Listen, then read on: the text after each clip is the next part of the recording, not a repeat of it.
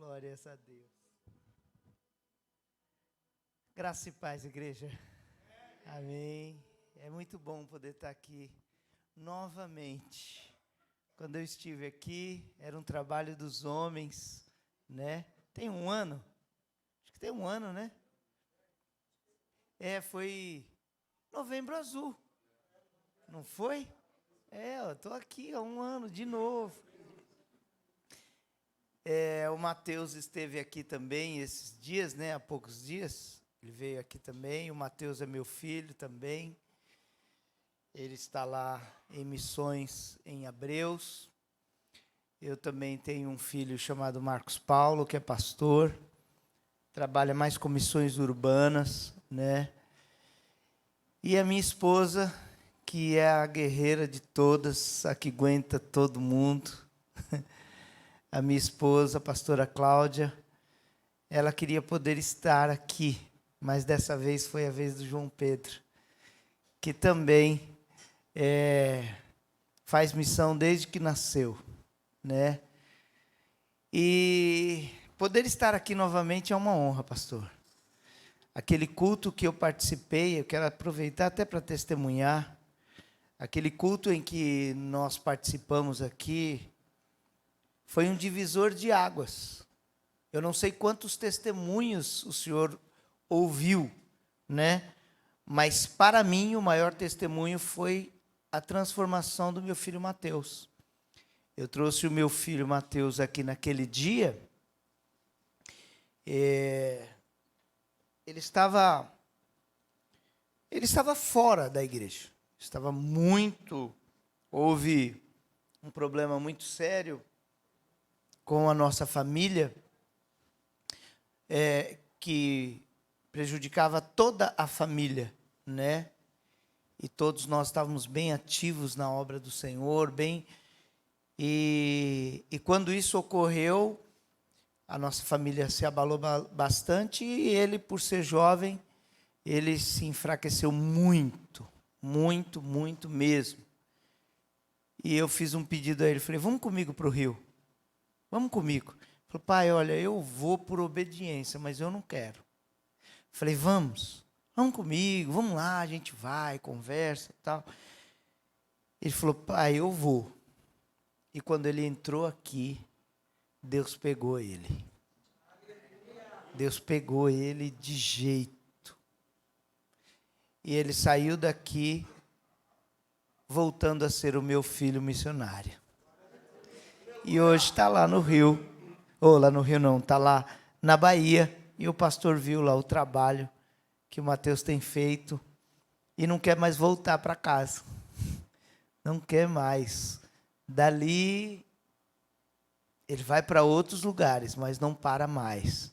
Graças a Deus. Ainda hoje conversei um pouco com ele, e tem feito assim, coisas incríveis Deus tem feito através da vida dele. Milagres.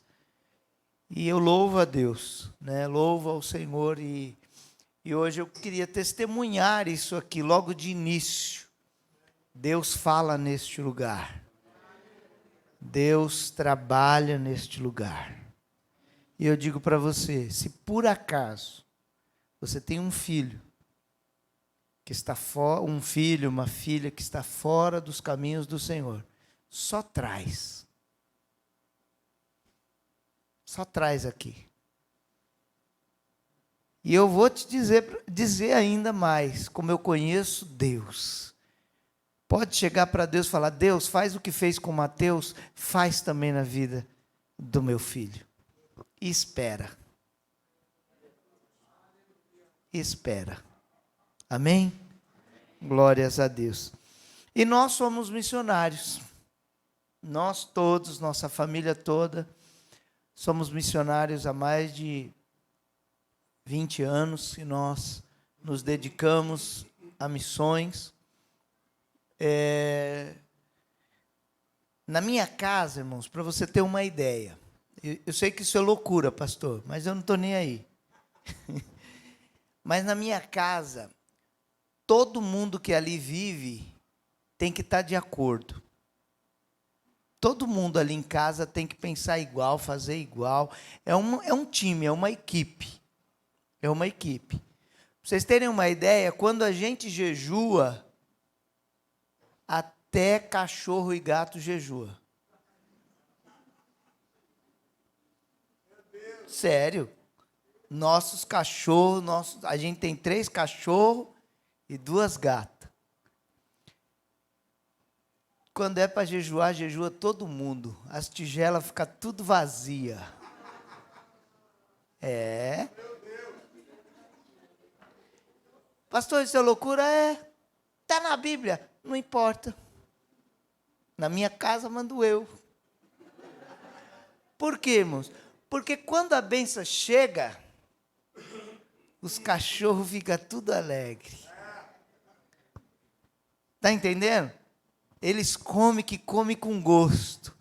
Quando é para passar a prova, passa a prova. Depois, quando vê a ração boa chegando, só falta levantar a patinha e agradecer. Filho, não grava isso não. Porque do jeito que está na internet, isso vai, daqui a pouco tem igreja de cachorro e gato e ainda no manto. Amém? Mas é assim que a gente serve ao Senhor. E assim Deus tem dado graça e tem nos usado, irmãos. Assim nós temos colocado a nossa vida na vontade de Deus. E nós temos visto o cuidado de Deus. E Deus cuida, irmãos. Deus cuida até dos nossos animais. Deus cuida. Deus cuida de tudo na minha casa. Cuida de tudo, tudo, tudo, tudo, tudo, tudo. Para nós cuidarmos da obra do Senhor. Então, o que a tua sogra diz, pastor, é pura realidade. É verdade pura. Amém? Abra aí a sua Bíblia. No livro de Mateus, capítulo de número 10. Deus me deu um mistério aqui no capítulo 10. E eu queria compartilhar com vocês. Porque quando a gente fala de missão, dá-se a entender que quem faz missão é missionário. E esse é um dos maiores enganos que existe. Sério, pastor? Sério, isso é uma mentira. Isso não é real.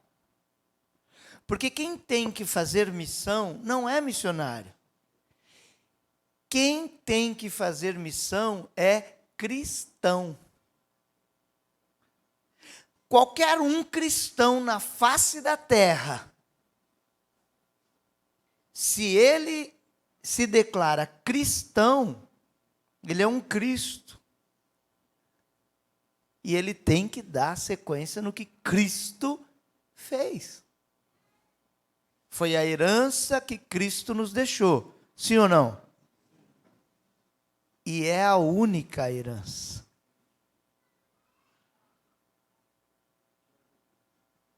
Nós somos herdeiros de Deus e co-herdeiros de Cristo. Mas o que é que Ele deixou para nós? Se você espera bem, Ele disse que Ele não tinha nem aonde reclinar a cabeça. E isso é tão sério que aqueles que entenderam, eles seguiram a Ele até o último fôlego de vida, sem querer nada em troca. Eles só queriam ver Ele novamente. Como é que os discípulos, os apóstolos morreram? Pensa. Eles só queriam ver Jesus de novo. Eles só queriam estar com Ele novamente. Pode crucificar de cabeça para baixo, pode enforcar, eu não nego. Quando você ler o livro dos mártires, a história de André que a gente nunca prega, né? Nunca fala de André. Mas na biografia de André, quando André ia ser morto. E o governador, na época, diz para ele, no princípio da igreja primitiva, diz para ele: se você não parar de falar desse Jesus, a cruz será pronta, preparada, e você vai ser crucificado como ele. E ele disse: como não falar daquele que é a razão do meu viver?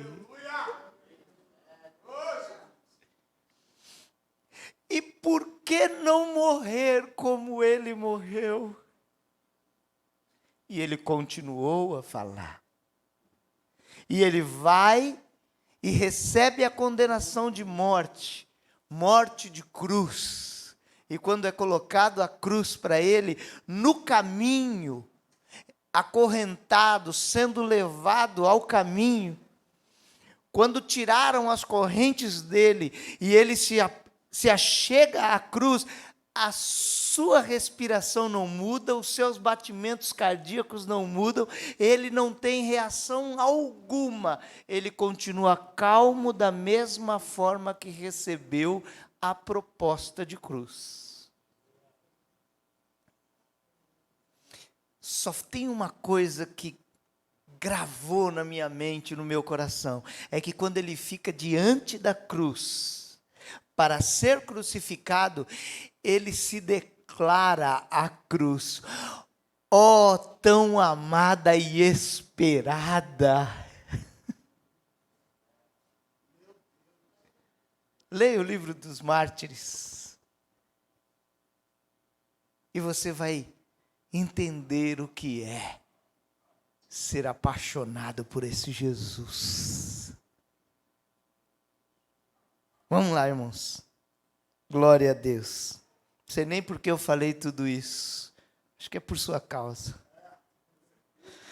Mateus capítulo 10, verso 5 diz assim: Jesus enviou estes 12 e lhes ordenou, dizendo: não ireis pelo caminho das gentes, nem entrareis em cidade de samaritanos, mas ide antes as ovelhas perdidas da casa de Israel, e indo, pregai dizendo: é chegado o reino dos céus. Curai os enfermos, limpai os leprosos, ressuscitai os mortos, expulsai os demônios. De graça recebeste, de graça dai. Amém? Essa é uma primeira parte. A primeira vez que você vai ver Jesus dizendo: ide e pregai o evangelho. E essa vez em que Jesus diz, ele diz para os discípulos. E ele diz com tanta certeza, e eles aceitam com tanta certeza, que quando eles voltam cheios.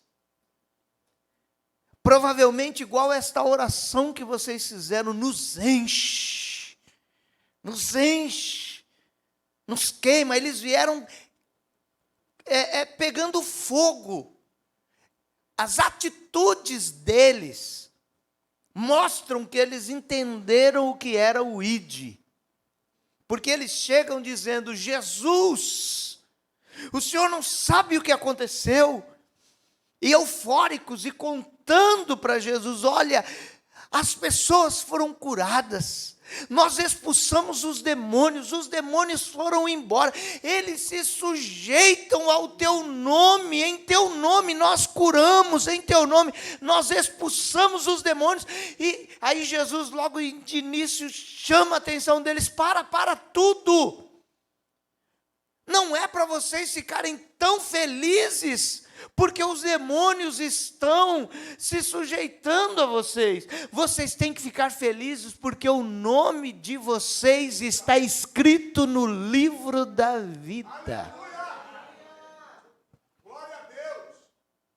E aí eles dizem para Jesus, João detalha isso: Vamos continuar, vamos lá alimentar o povo. Não, não, não, não. Saiam e vão para um canto, vão se alimentar vocês, vão comer vocês. Vocês precisam. Ele chama a atenção deles. Ei, calma, para de euforia, se acalma, porque essa foi só a primeira vez, é a euforia da primeira vez, né? E aí, irmãos, eu quero chamar a sua atenção para uma coisa que a gente nunca observa. Quem está dizendo aqui, ide, é quem? É Jesus, sim ou não? Mas você percebeu que ele está dizendo para não ir pelo caminho das gentes. Ou seja, não era para pregar o evangelho para os samaritanos. Não era para pregar o evangelho para ninguém, a não ser para as ovelhas perdidas de Israel. É declarado isso, é detalhado. Ele deu a diretriz, ele disse aonde vai, e o que vai, como é.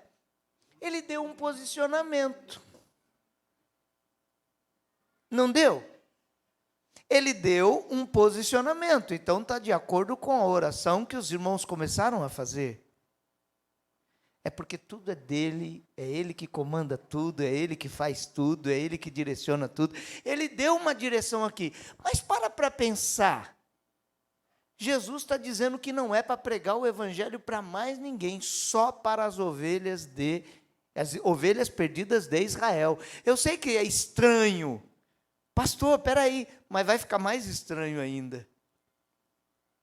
Quem aqui nasceu em Israel? Ninguém? Misericórdia. Ninguém aqui nasceu em Israel. Você já parou para analisar, ou agora você vai parar para analisar, se acabasse nessa primeira ida, se fosse só para as ovelhas perdidas de Israel, aonde a gente se encaixa na salvação?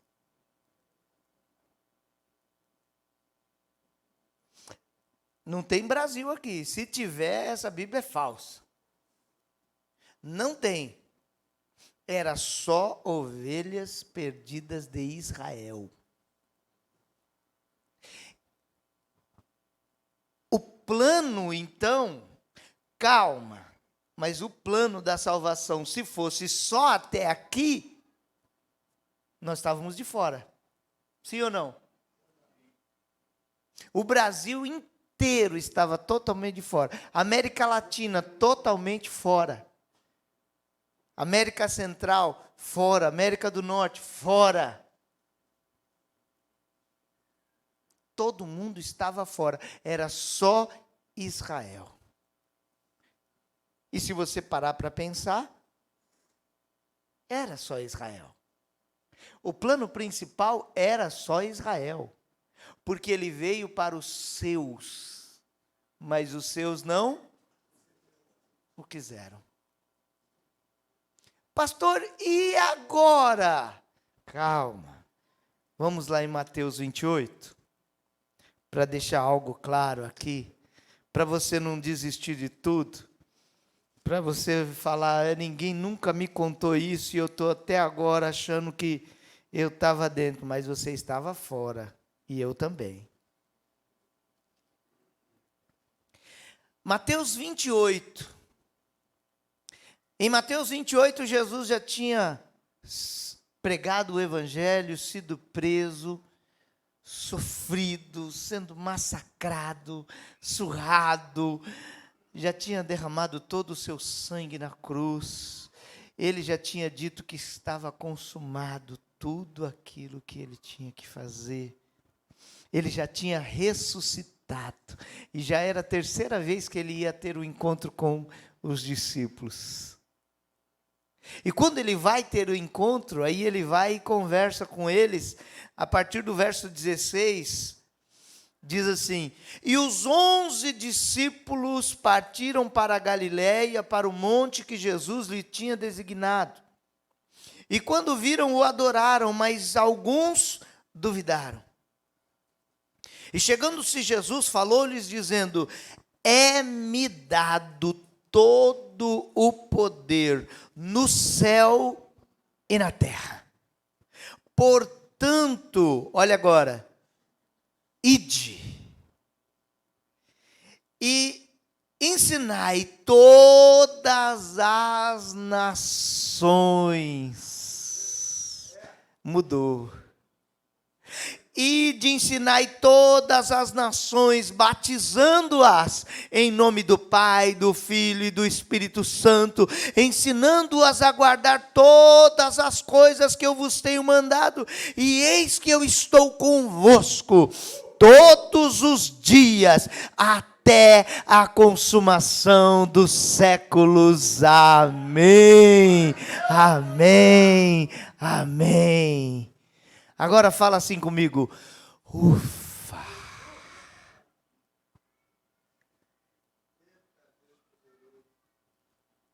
Ele nunca perde o controle. Mas nós estávamos de fora. Para quem ele veio não o quis, não valorizaram, não quiseram. Às vezes eu fico assim, eu fico até um pouco revoltado com os crentes do Brasil que ficam inventando que quer ser israelita, que quer usar kippá, que quer ir lá no monte das Oliveiras para Deus ouvir, quer ir lá no Muro das Lamentações para colocar o papelzinho lá para Deus começar a ouvir. Ei, para, figueira brava lá, ele ia passar o machado, era logo na raiz. E os crentes, sem saber o que está fazendo, quer virar crente misturado com israelita, e nós somos filhos da graça, foi de graça, Ele pagou, mas Ele nos deu de graça.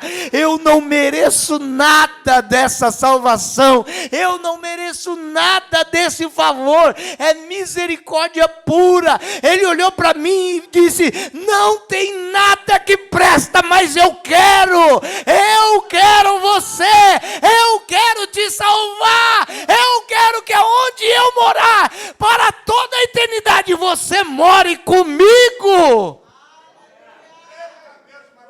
De graça.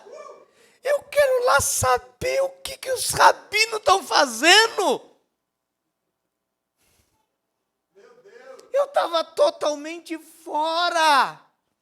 Mas ele olhou e disse: vá para todas as nações e pregue o meu evangelho, ensine, expulse os demônios, cure, liberte todas as nações, e eu vou estar convosco.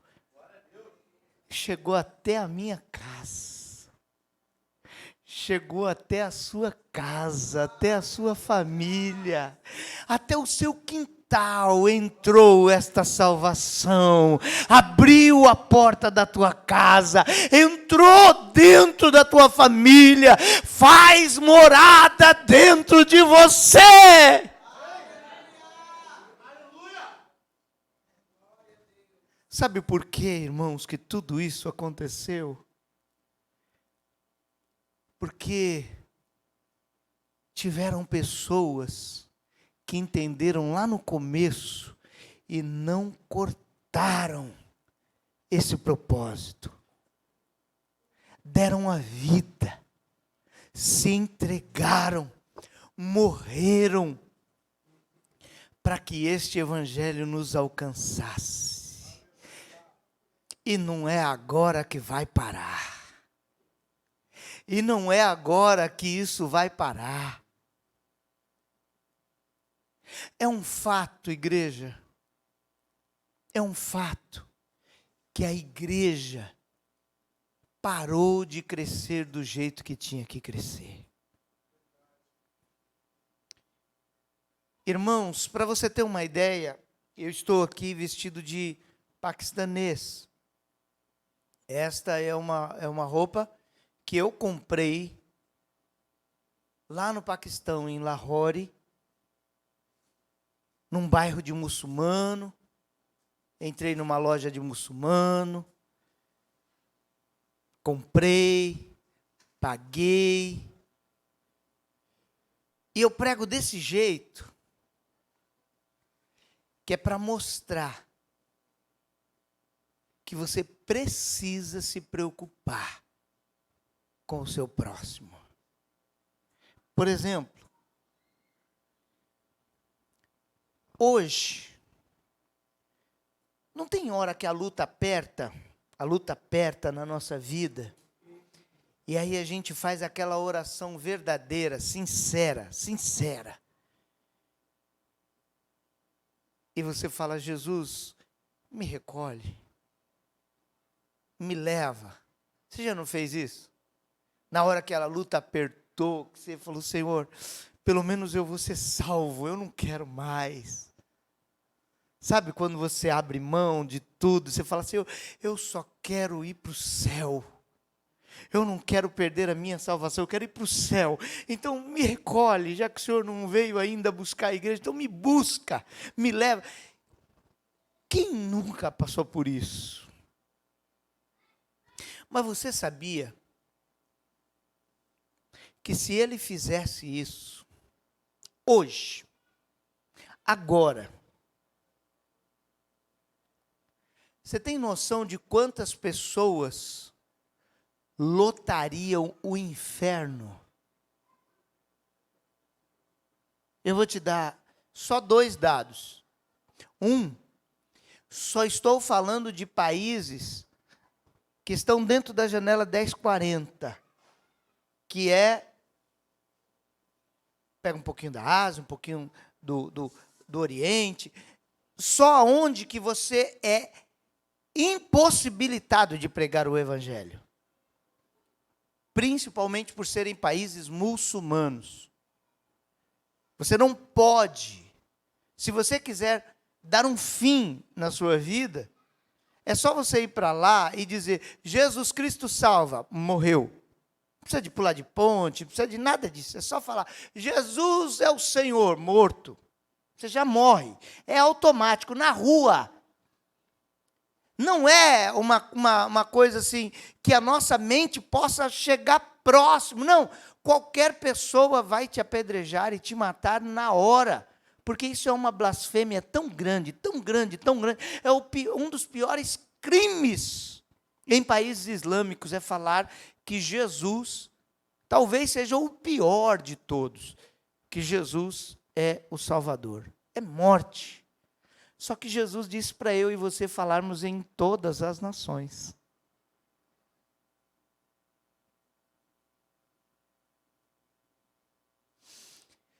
Só na janela 1040,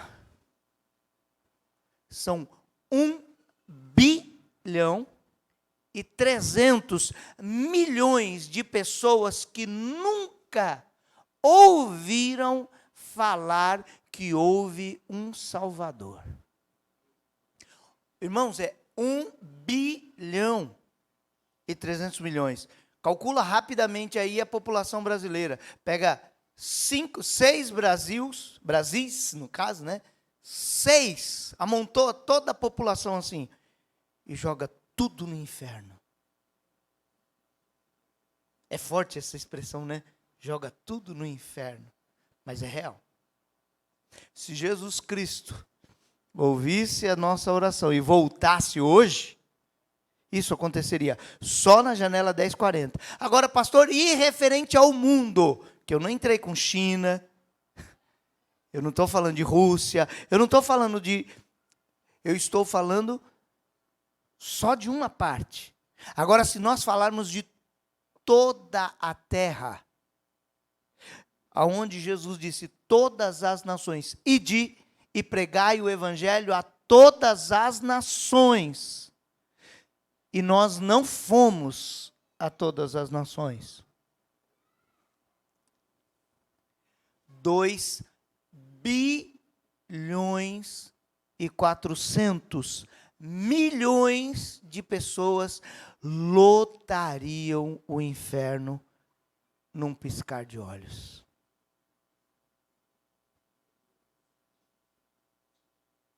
É sério ou não é, pastor? É sério ou não é? Paulo já alertava. A seara é? E se naquela época poucos eram os ceifeiros, e agora? Os irmãos estão entendendo a seriedade do que é a missão? Eu sei que você está ansioso para saber as experiências que eu vivi em missão. E eu não estou aqui para jogar um balde de água. Mas a igreja não pode ser uma igreja emocionada. A igreja emocionada não muda, ela não faz nada. A emoção passa e ela continua sendo omissa. Eu prefiro primeiro falar sobre isso. Eu posso falar das minhas experiências. Mas é muito mais precioso saber que Jesus Cristo ainda conta com você. E conta comigo também. Por isso que missão não é para missionário, missão é para cristão. Eu perguntei quem aqui nasceu em Israel, ninguém levantou a mão, mas quem é cristão aqui? Levanta a mão. Sinto muito, hein? Missão é para você. O ID aqui é para nós. E não importa que eu diga, não é comigo. Não tem problema. Da mesma maneira, mesmo eu não indo, não querendo saber, mesmo eu achando que não é o meu chamado, isso também não existe dentro do ID. ID não é chamado, é ordenança. E é ordenança para todo que se diz cristão. Quem não é cristão, beleza, está fora. Mas quem é cristão, foi ordenança. E eu me preocupo. Às vezes eu olho para a minha vida e eu fico, meu Deus, como eu consegui entrar dentro desse plano da salvação? Porque a gente vive num país, num mundo de meritocracia, onde tudo é mérito. Se você for bem na escola, eu te dou uma bicicleta. Não é assim? Se você for assim, se você, com o evangelho não é assim. Essa ideia não deu certo. Jesus veio e disse, olha, eu compro, eu pago, eu consumo, eu faço, é-me dado todo o poder nos céus e na terra. Eu tenho poder, eu recebo, eu sou. E nós só desfrutamos, igreja.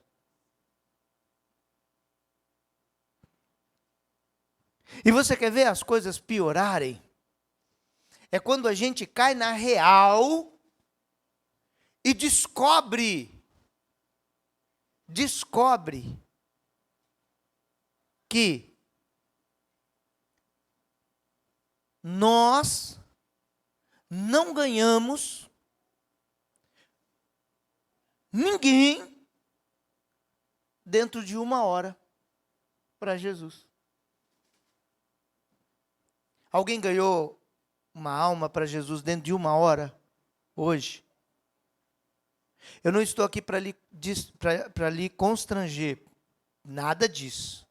Mas para lhe conscientizar ou te influenciar, com certeza. Porque Deus conta comigo e com você. Tá bom, 1 hora é muito pouco, vai pastor, não dá, vai. Tá bom, em 24 horas.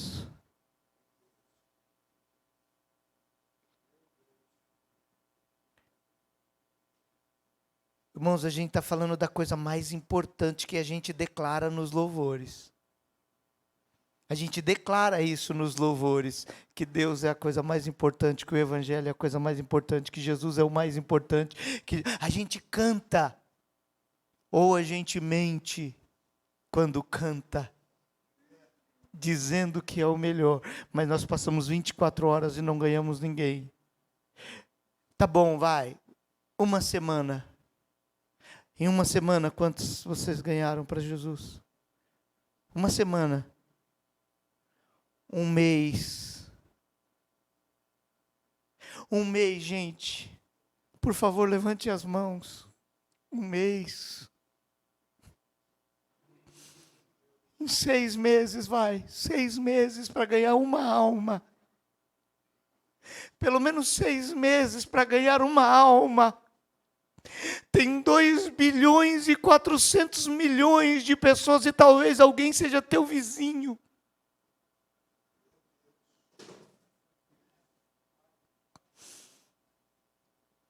Eu não vou perguntar um ano, não.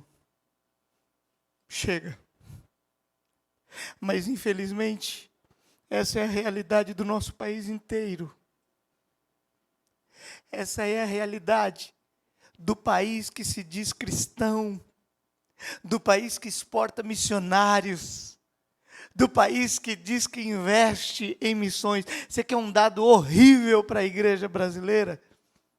Se gasta mais dinheiro com Coca-Cola do que com missão em uma vida inteira.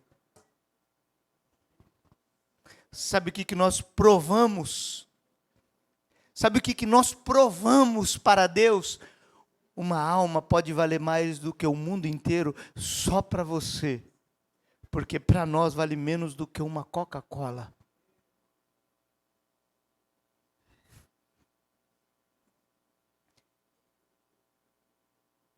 É nessa hora, irmãos, que eu fico pensando, será que vai ser tanta festa assim quando chegar diante de Jesus? Com as mãos vazias. Sabe qual é um problema mais sério, pastores? Muitas igrejas acham que pastor gera ovelha. Pastor nunca vai gerar ovelha. Ovelha gera ovelha.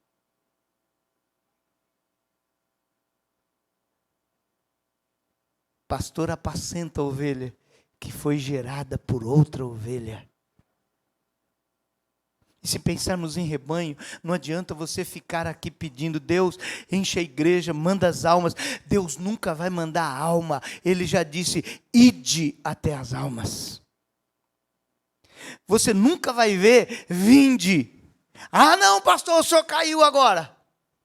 Porque Jesus Cristo disse, vinde a mim, vós que estáis. Ele estava de onde?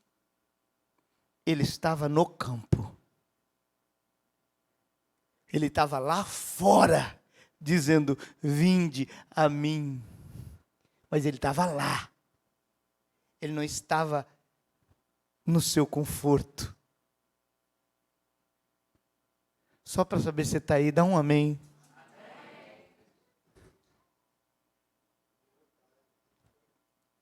Fique feliz. Deus está falando com você. Fique feliz. Deus hoje está falando com você. Deus hoje está dizendo, eu preciso que você tenha essa consciência. Eu preciso que você não apoie missão, apoie o evangelho. Não apoie missionário, apoie cristão. Faça alguma coisa para diminuir um pouco este número tão grande que nós já descobrimos a causa. Não é o poder que acabou. Não é Jesus que não salva mais. São aqueles que tiveram a obrigação, a ordenança, que deixaram de falar a coisa mais preciosa que se canta.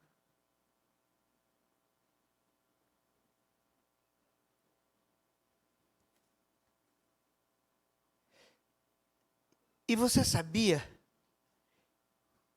que o Paquistão é o 4º país mais perigoso do mundo para o cristianismo? Ser cristão no Paquistão é estar contra 99% 98,4% da nação. Só 1,6% de todo o país Paquistão, 1,6% se declaram cristãos. Não existe outra declaração de outra denominação religiosa.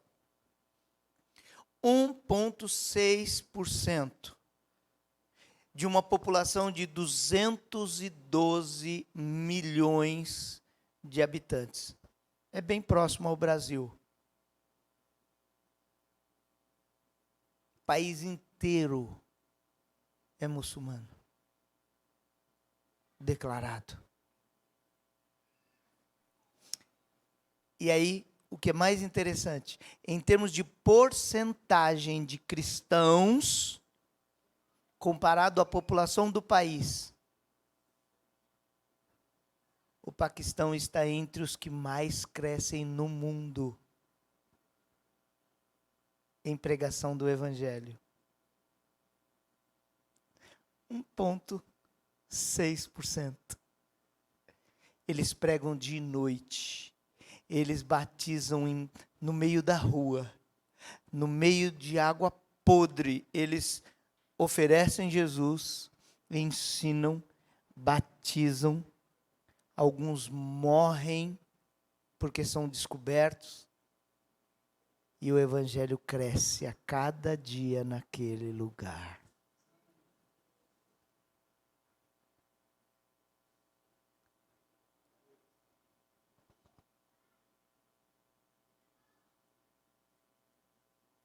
Não há conforto nenhum.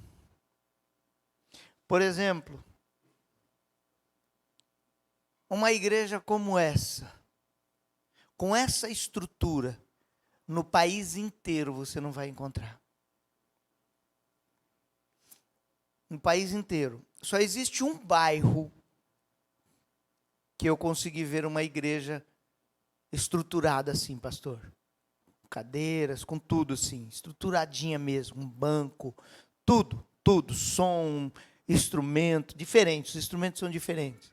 Só uma igreja eu vi lá, assim, num bairro cristão. Aí você fala, poxa, que ótimo, o bairro cristão lá é o primeiro bairro a ser destruído quando entra uma revolução, seja de qualquer coisa. Por exemplo, se faltar energia no país, a culpa é dos cristãos. Tem um bairro cristão, vamos lá matar os cristãos porque eles são a causa.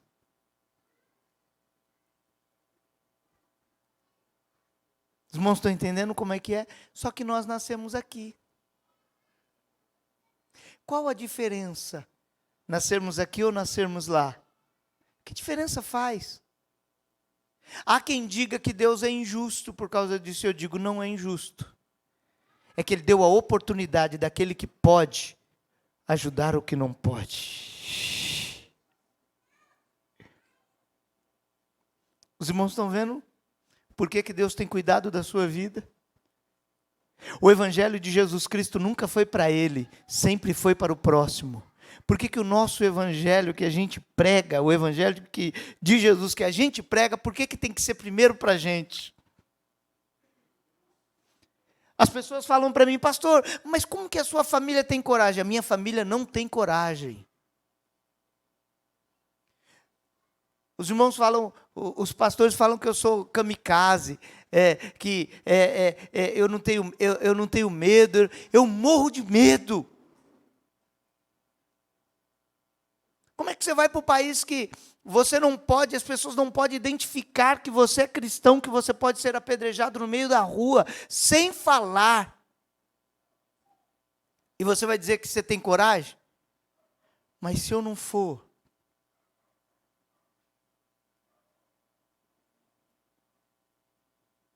Eu não vou contribuir mais para esse número aumentar. Ainda que eu tire mas valeu a pena. Você não precisa de ir lá para o Paquistão. Às vezes o seu Paquistão está na sua rua.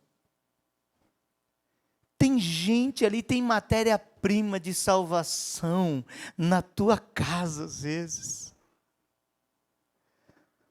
Na tua vizinha, no teu vizinho, no motorista de Uber. Naquele que você chama de amigo e você trabalha com ele 15 anos e nunca falou de Jesus para não incomodá-lo. Ele está dentro daquela estatística. Eu vou ser sincero, irmão, eu só quero uma coisa nessa noite, que você, todas as pessoas que você olhar daqui para frente, você pense nessa estatística, que aquela pessoa está dentro daquela estatística. E que você tinha a salvação e não entregou para ela. Eu vou contar uma história para vocês, talvez alguns já saibam. Há muito tempo atrás, ainda na época do Velho Oeste,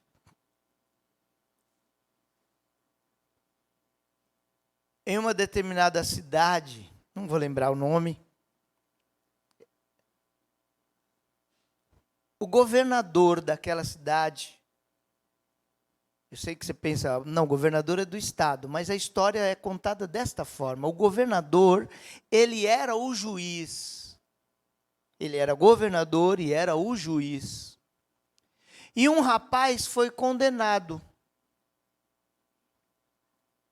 Não sei qual a razão, mas ele foi condenado. E por ele ter sido condenado, a condenação era morte. Era pena de morte para ele.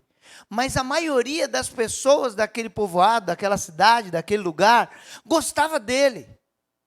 E não importava o que ele fez, eles gostavam dele. E foram até o juiz, até o governador e imploraram para não matá-lo. Nós gostamos dele, ele errou, tudo bem, mas perdoa ele, não deixa, não mata ele. Nós gostamos dele, ele foi um deslize. Ele não é ruim. E de tanto que pediram, aquele juiz disse, tudo bem, eu vou, mas primeiro eu quero conhecê-lo. Primeiro eu quero ir até ele, eu quero visitá-lo, eu quero falar com ele. Depois, e ele fez a carta de soltura, assinou, colocou dentro de uma Bíblia e foi.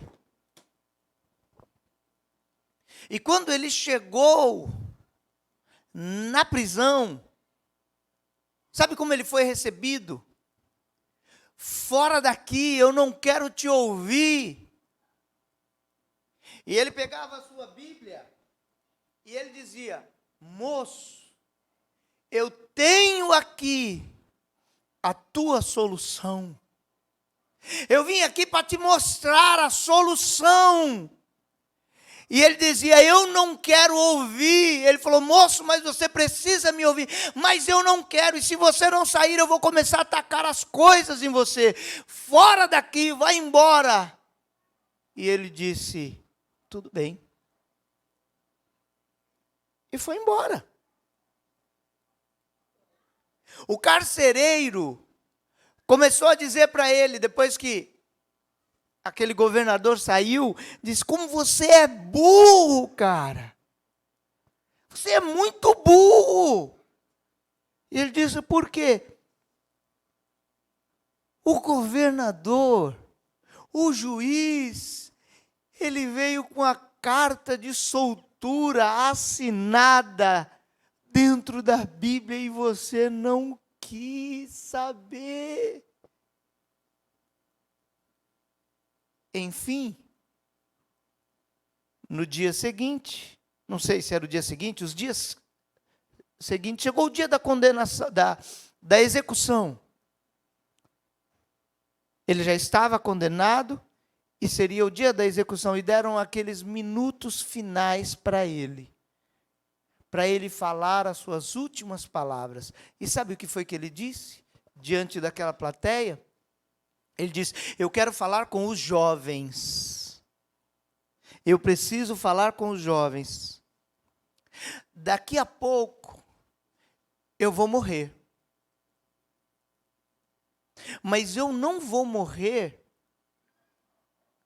por causa do meu erro, eu vou morrer porque eu não aceitei a carta de soltura que ele quis me entregar. Igreja, quantos vão para o inferno não por causa do seu pecado, mas porque nós tínhamos a carta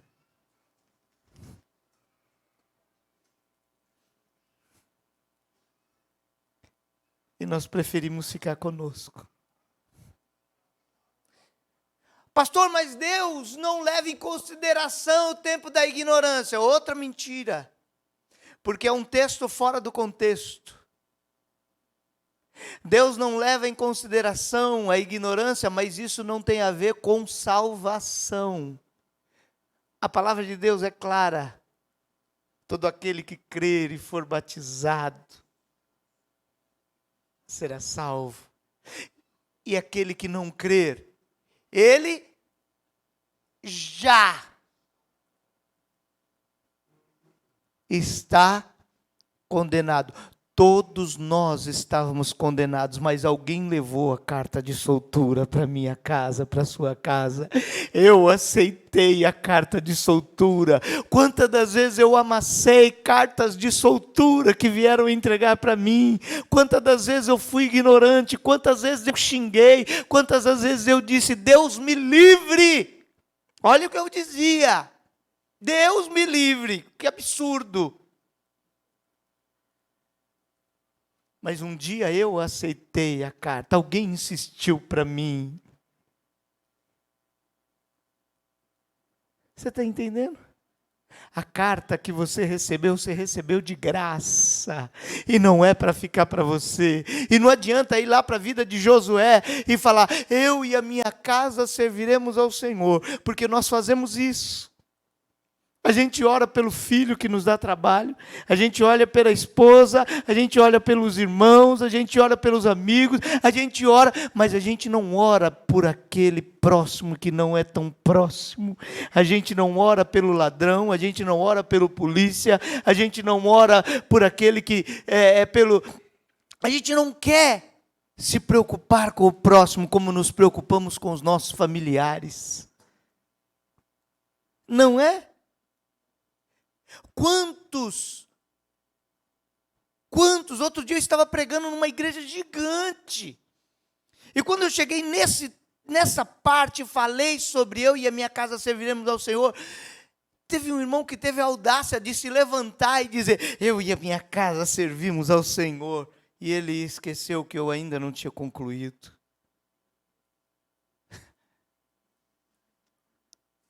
Do que adianta eu ganhar só a minha família? O que adianta? Alguém um dia perguntou para mim, pastor, o senhor tem vontade de ir para o céu? E eu disse, agora, eu não estou mais afim. Disseram para mim, mas pastor, como assim? Não estou mais afim. Eu não estou afim de ir para o céu.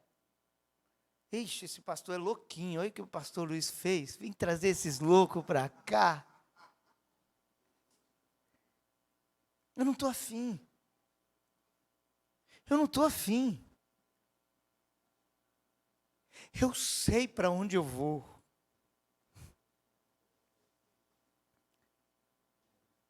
Pastor, mas e se o senhor perder a salvação? Minha salvação não tem validade de iogurte.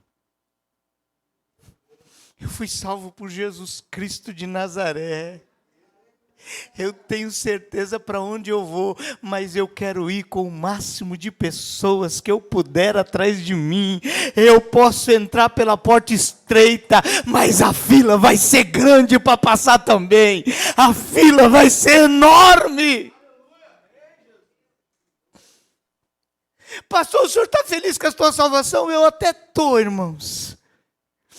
Mas com a salvação de outros eu estou muito mais.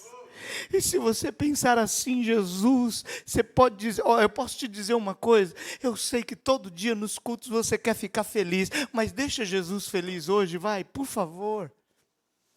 Deixa você de lado e tenta aceitar o desafio de realmente entender por que Ele te salvou. Ele não te salvou para você testemunhar as maravilhas que você testemunha. Ele te salvou para você ganhar vidas, para você salvar vidas, para você olhar e falar: eu preguei o evangelho em 1 hora, eu preguei o evangelho para 2 pessoas em 2 horas, eu tive a oportunidade de pregar em 24 horas, eu falei de Jesus, entreguei 24 cartas.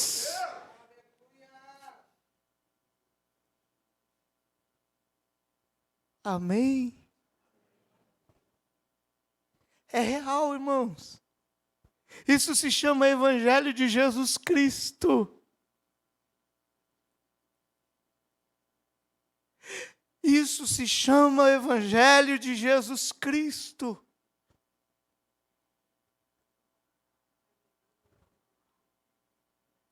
Eu cheguei um dia na África, em Bombofo 2. Eu cheguei e fui pregar o evangelho. E era mato. Dava a impressão que ia sair um leão a qualquer hora daquele meio do mato. Eu estava com o Mateus. E de repente, eu me deparei com uma mulher. E eu disse para ela: eu vim aqui para falar de Jesus Cristo. E ela disse: quem é Jesus Cristo? Jesus, o Filho de Deus. Deus, quem é Deus? Falei: Jesus Cristo de Nazaré, que morreu na cruz para salvar a humanidade. Ela olhou assim para mim: salvar como? Falei: você nunca falou, você nunca ouviu falar de Deus? Você nunca ouviu? Falou: existe um Deus? Eu falei: não é possível. Aí fiquei uns 15 minutos com ela. E em 15 minutos eu procurei falar o máximo que eu podia. E ela disse, depois de 15 minutos: e como é que eu faço para conhecer mais desta história? Aí eu disse para ela: eu sou pastor, existem esses pastores que estão aqui, que são daqui, e eles vão começar a vir aqui e fazer cultos aqui. E o que é culto? Eu falei: eu tenho que ganhar tempo. Falei: olha, para você começar a entender tudo isso, você tem que primeiro fazer uma coisa: aceitar a Jesus Cristo como Salvador da sua vida. Só isso, só isso, declara comigo. E ela começou a declarar. Eu ia perder aquela oportunidade? Vai lá em Bombofo 2. Bombofo hoje é uma igreja. Hoje é uma igreja. Há um povo, há uma igreja. Pessoas são batizadas. Pessoas são salvas. Porque eu fui lá e entreguei uma carta. Você ama Jesus? Sim ou não, igreja? Prova.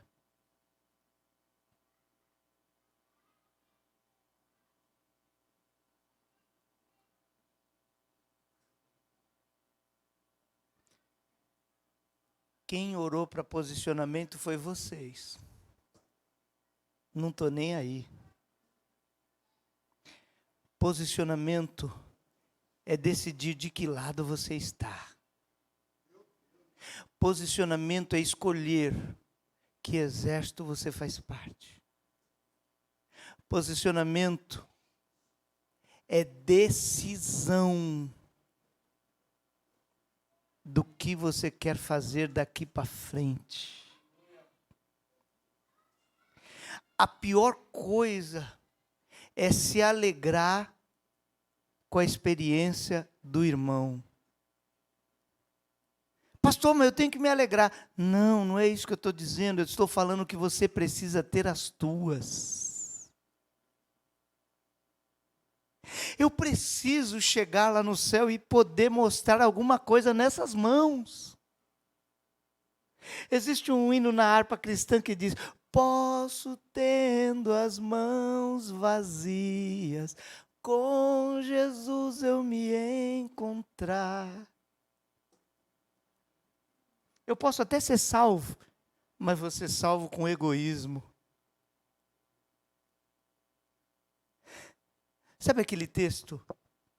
Onde estiver 2 ou 3, o que a Bíblia diz?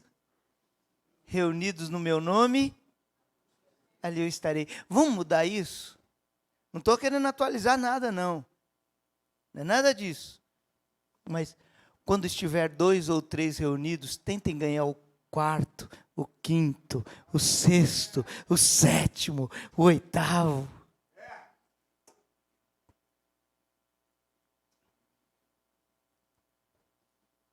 Amém, igreja? Poxa, o pastor convidou e para deixar todo mundo assim, o melhor culto é esse aqui, ó. O melhor culto é esse aqui, ó. O que está acontecendo dentro de você, o inimigo nem está sabendo. Orecamanai, aleluias. Quando o Espírito Santo que habita aí dentro, ele consegue ouvir esse seu silêncio de consciência, de raciocínio. Pode estar se levantando um grande ganhador de almas, uma grande ganhadora de almas. Pode estar se acordando alguém que Jesus já salvou há tantos anos, mas nunca despertou. A gente vive com aquela ilusão: Senhor, o Senhor tem que vir com o primeiro amor, renova o primeiro amor em mim. O primeiro amor começa com salvação de vidas. O primeiro amor é esse da paixão que você dá a sua vida pelo próximo. Sabe?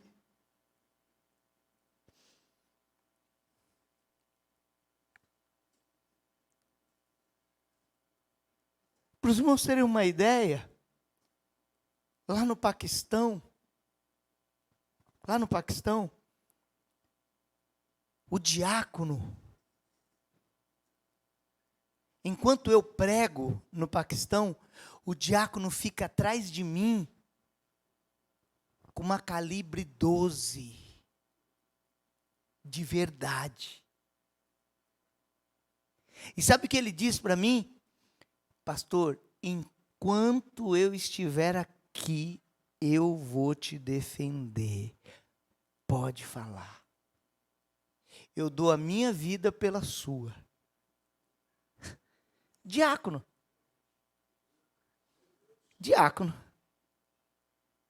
Imagina você ser servido por um diácono desse, que ele vira assim, ó, pega a bandeja na ceia.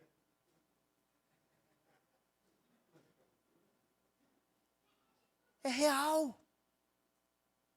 É verdade.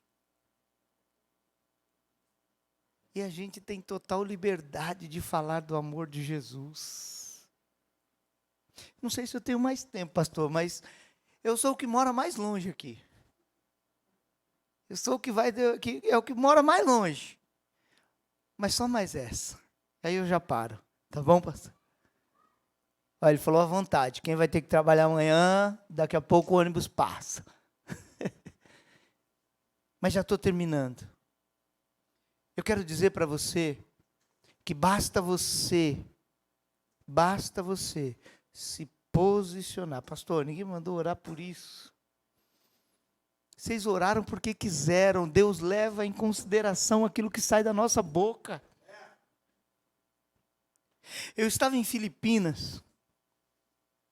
Eu demorei 35 horas da minha casa até o meu destino. sem parar. 35 horas. 2 aviões.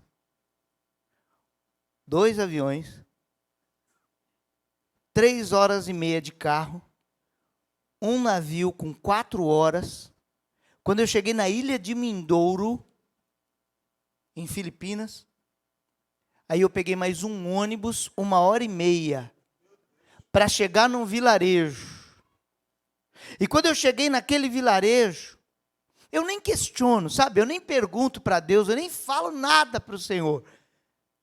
O que é que Ele tem que fazer naquele lugar? Depois você pega no mapa e veja a distância do Brasil e Filipinas. Os oceanos.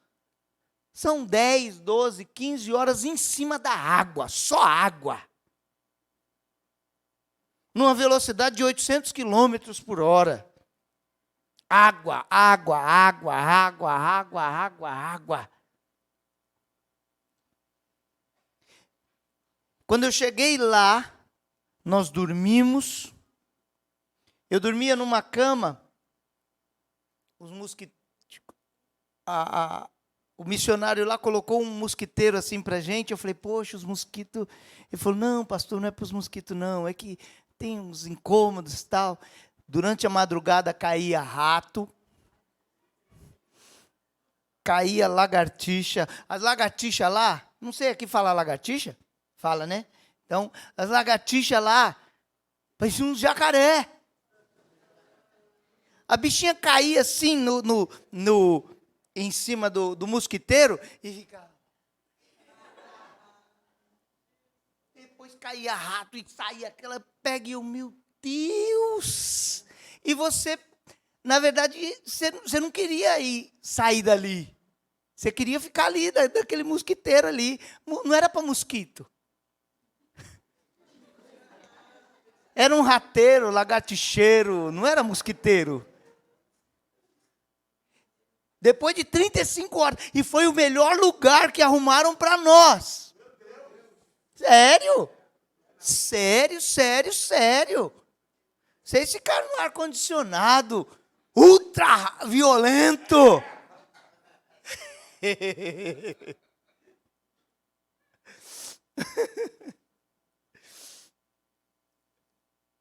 Irmãos, o negócio era estreito. Amanhecemos o dia. Era o primeiro dia de missão. Amanhecemos o dia. O pastor falou, vamos, levanta. Nós temos 1,5 km de mata. E nós temos que levar presentes para eles. Aí nós compramos uns pães, pão doce. Tinha um pãozinho doce lá. E era mais do que a gente comprou, várias espécies de um pão com açúcar lá, e colocamos nos sacos e saímos. E quando eu olhava aquela fila de missionários, um carregando assim o saco na cabeça, outro, sabe, eu comecei a olhar aquilo, eu falei, meu Deus, eu estou indo pregar o Evangelho. O Senhor me tirou do meu conforto. E me colocou para pregar o Evangelho em um lugar que nunca entraram. Eu estava numa ansiedade, pastor. Eu falei, eu sou discípulo de Jesus. E fui. Quando nós chegamos, quando nós avistamos a aldeia, se você quiser ver essa aldeia, é Manians, Tribo dos Manians, está no meu Instagram, Missionário Claudinei. Você procura lá, você vai ver lá. Quando eu olhei aqui aí eu parei, eu falei, não, eu tenho que filmar, eu tenho que tirar uma foto desse lugar. E tirei assim, falei, isso vai ficar registrado.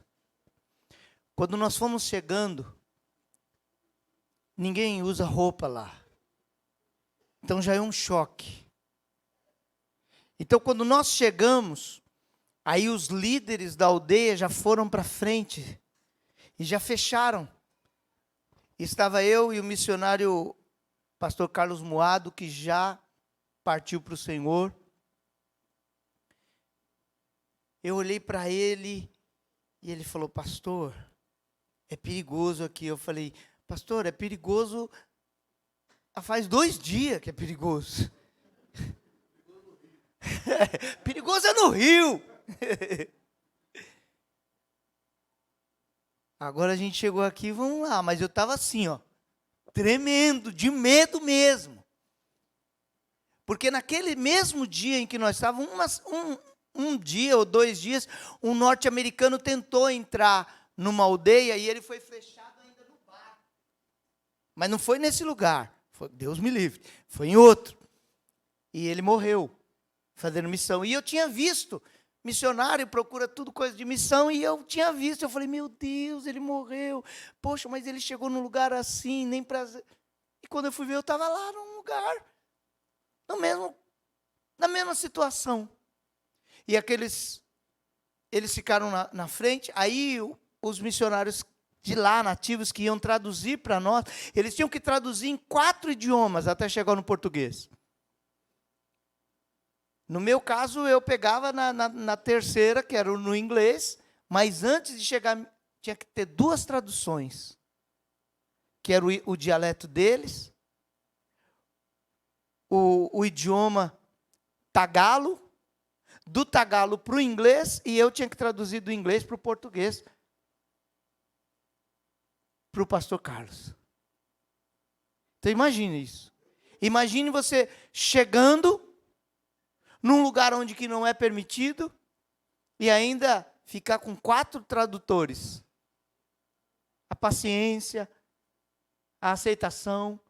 E eu só ouvia eles balançar a cabeça e bravos, que eles estavam defendendo o povo deles. Não vai entrar. Quando a coisa começou a esquentar, aí eu comecei já, chega de tradução, vamos embora. Senhor, a gente veio até aqui, ó, a gente fez. Doido para bater a poeira do pé, mas de medo. Falei, ó, tá bom, deixa do jeito que tá. Senhor, eu vim, hein, eu vim. E o pastor Carlos também, na mesma pegada já. Eu falei, tá bom, tá tudo bem. A gente tenta outro dia. E Deus usou um dos missionários. Não, pastor. Vocês demoraram muito, vocês chegaram até aqui e eles vão ouvir. Eu falei, não precisa.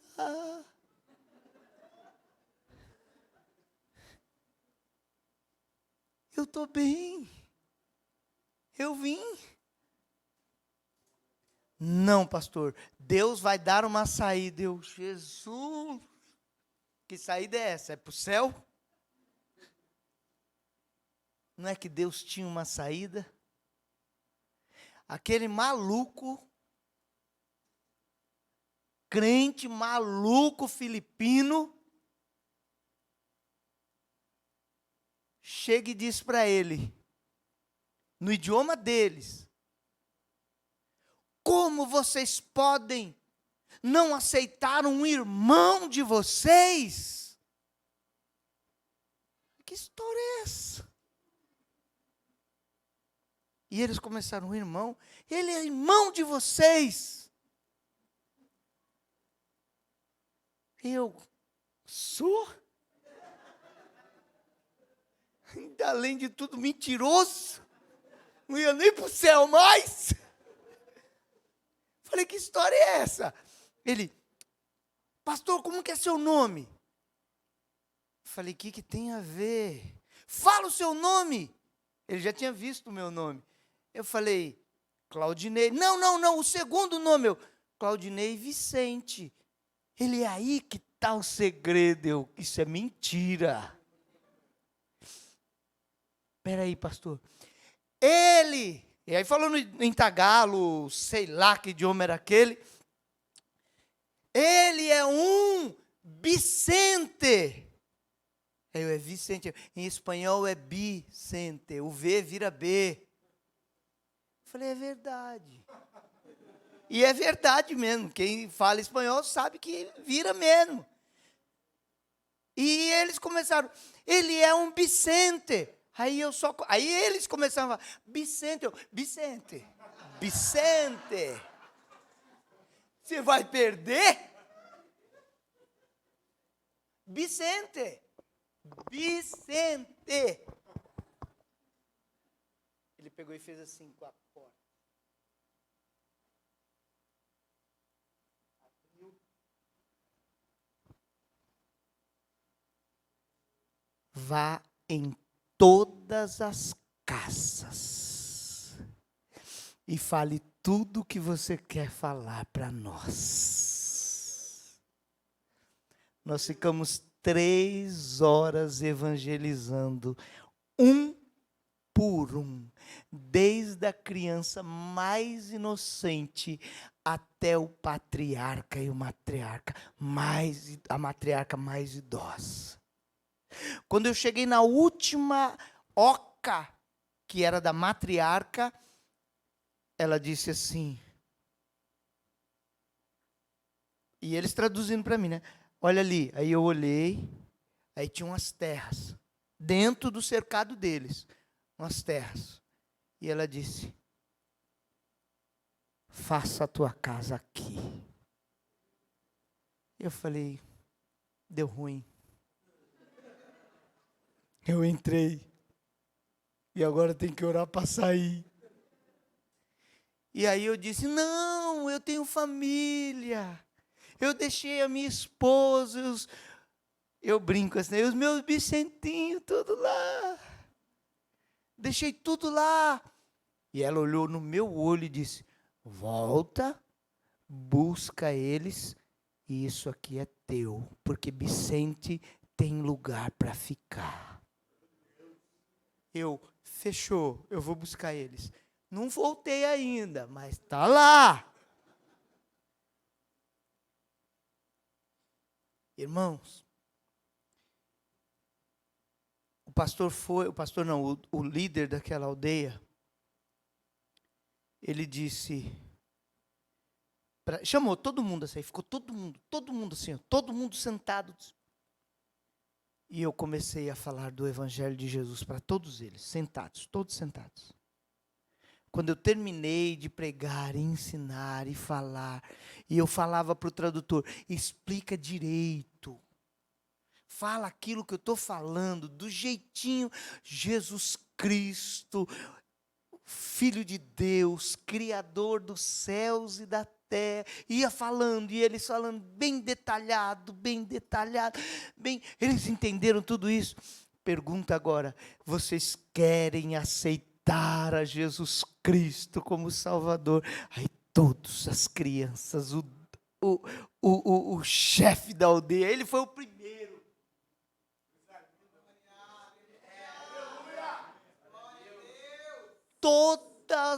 Toda a aldeia dos Manians entraram no Salve Todas as Nações. Sabe o que é que tem lá hoje? Uma igreja. Foi uns missionários coreanos lá, e os coreanos têm dinheiro. Montaram a igreja dentro da aldeia. E a próxima vez que eu vou congregar naquela igreja dos Manians. Você acha que eu não quero ganhar alma para Jesus?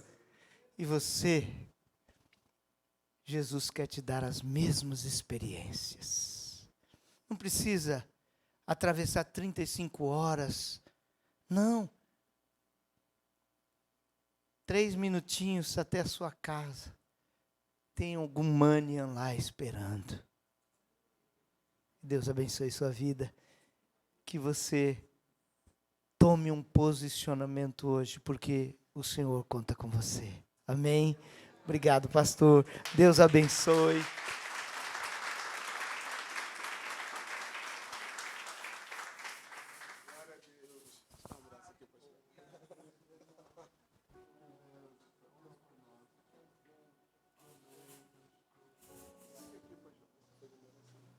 Vamos ficar de pé, queridos. Agradecer a Deus. Meu Deus. Deus é poderoso.